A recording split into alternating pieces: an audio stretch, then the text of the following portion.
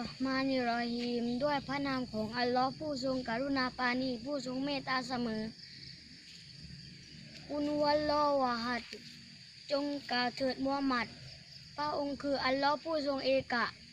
อัลลอฮุซอมัดอัลลอฮ์นั้นทรงเป็นที่พึ่งลัมยาลิดวะลัมยูลัดอัลลอฮ์นั้นอัลลอฮ์ไม่ประสูติและไม่ทรงถูกประสูติ